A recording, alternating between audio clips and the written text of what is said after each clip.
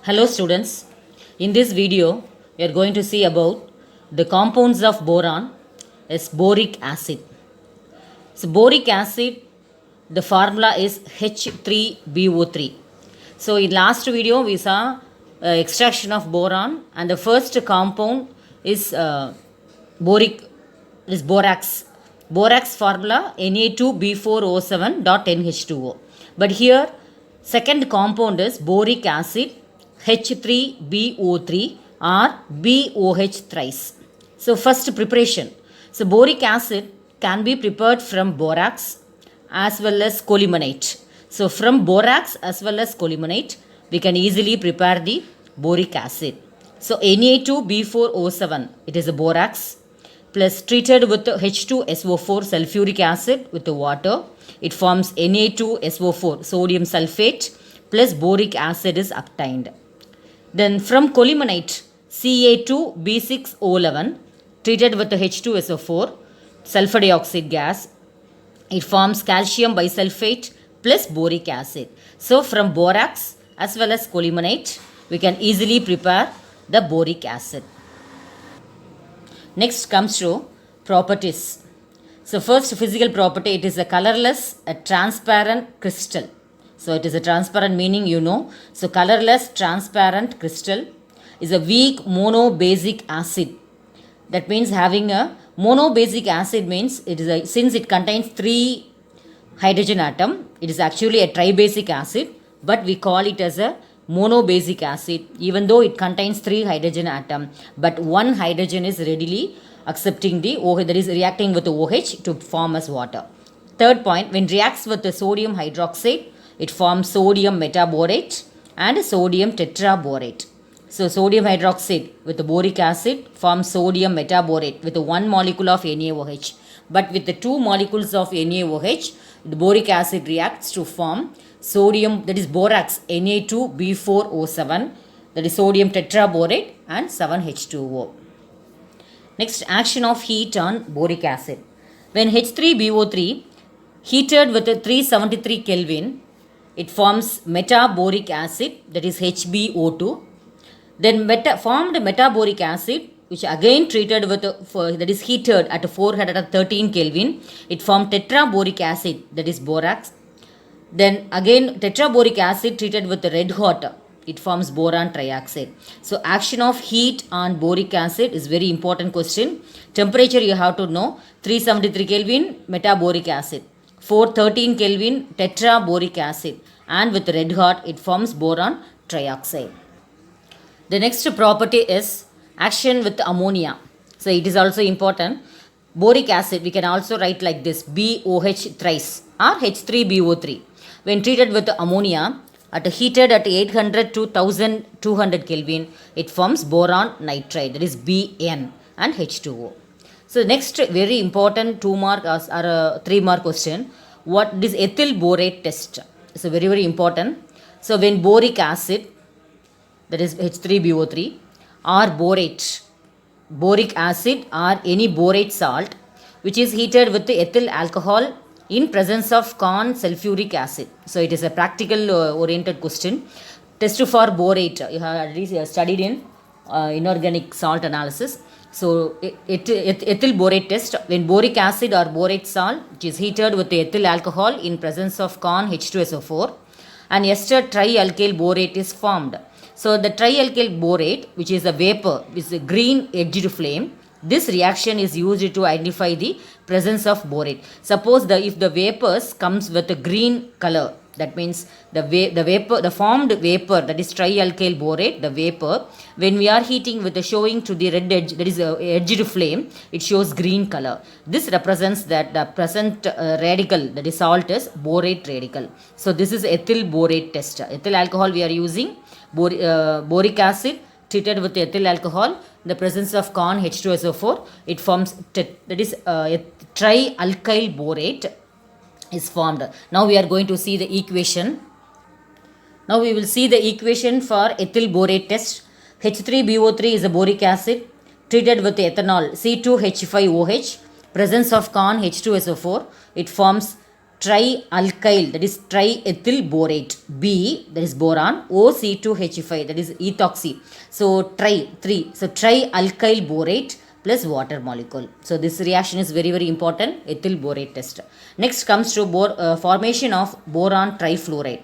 When boric acid reacts with calcium fluoride, that is CaF2, in presence of Con H2SO4, gives boron trifluoride.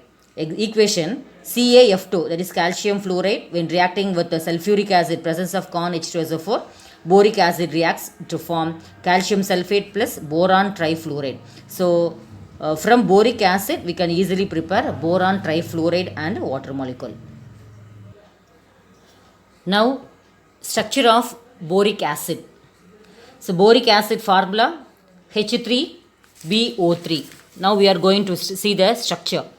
It's a two-dimensional layered structure. That means BOH like that. So two-dimensional layered structure, that is BO3, that is 3 minus Y because 3 hydrogen. If 3 hydrogen goes as 3H plus means remaining 3 minus. So this is called borate. So BO3 3 minus units, they are linked to each other by hydrogen bonds. See, one boron, that is then 3 oxygen, 1, 2, 3. Then 3 hydrogen, with oxygen 1 hydrogen, with oxygen 1 hydrogen, with oxygen 1 hydrogen. So up to this, it is a structure for boric acid. Then take another one boric acid, BOH, BOH, BOH. But these two boric acid structure can be interconnected with the hydrogen bonds. That is here given. The borate units linked to each other by hydrogen bonds. So this is the two-dimensional layered structure of boric acid. The structure of boric acid can asked in 2 mark question. Now comes to uses of boric acid. Since in the physical properties itself we saw boric acid is a colorless, a transparent crystal. So it is used in the manufacture of pottery glasses, enamels and pigments. Second point, it is used as an antiseptic and as an eye lotion. So for the antiseptic purpose, boric acid is used, and also for the eye lotion also. Then third point, boric acid is used as a food preservative. So it's also important, 2 mark question. The next compound is diborane. So first compounds of boron is borax. Second compound boric acid. The third compound is diborane. Very very important topic. Its formula is B2H6. So BH3, a single bond BH3 can also return. So first we are going to see about the preparation of diborane. Diborane is obtained by the reaction of iodine with the sodium borohydride in diglyme. So you have to keep in memory the 3 substances. One is diglyme, that is in presence of, then with the iodine, then sodium borohydride. So sodium borohydride is treated with iodine in presence of diglyme. Diglyme is a solvent. So it forms diborane B2H6 plus NaI plus H2. Now properties of diborane. When boranes, they are colorless diamagnetic compounds. Borane means it is a borane compound, that is diborane, which is a colorless, a diamagnetic compounds. Diamagnetic means which is not attracted, which does not have the unpaired electron. Those who are having unpaired electron in their orbitals, they are called as paramagnetic. Those not having means they are called as diamagnetic compounds. Then it has a low thermal stability. That means at a normal temperature itself or very low temperature, it is easily stabilized, it loses its stability. So decompose easily. So low thermal stability. Then at room temperature, it having a sweet smell for diborane. Then it is extremely toxic in nature and it is a highly reactive substance. Now we are going to see the action of heat on diborane at various temperatures. So not important, but just to go through. So diborane, when heated at 198 to 373 Kelvin, it formed the compound B4H10 plus H2. Then heated at 373 Kelvin, it formed B10H14, and with the red hot condition, it formed completely decomposed to give boron and hydrogen molecule. The next properties of diborane is with air. So when diborane is treated with oxygen, it forms boron trioxide plus water molecule and it liberates heat. So it is an exothermic reaction. So large amount of heat is liberated, that is minus 2165 kilojoule per mole. Next, action with the methanol. This is a book back question, very important one. Diborane reacts with the methyl alcohol to give trimethyl borate, that is B2H6 diborane, treated with the methanol CH3OH. So this is not a correct one, that is ethanol. I strike out this one. So methanol CH3OH, it forms 2BOCH3 thrice trialkyl borate.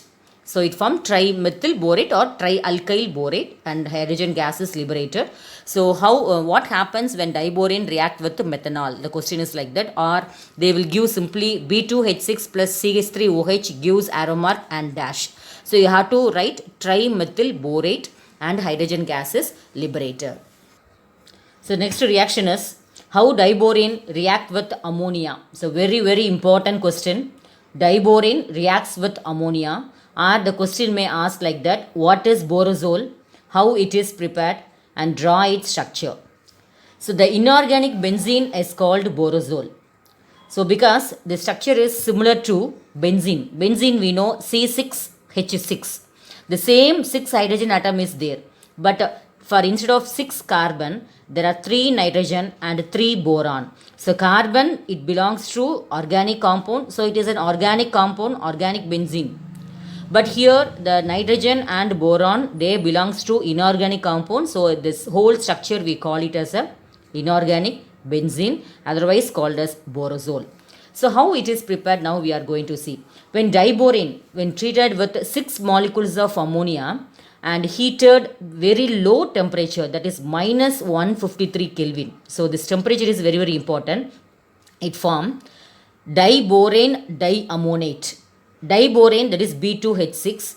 2 molecules of ammonia, it is an addition compound. It is not plus dot. So B2H6 dot 2NH3. So diborane diammonate at very low temperature.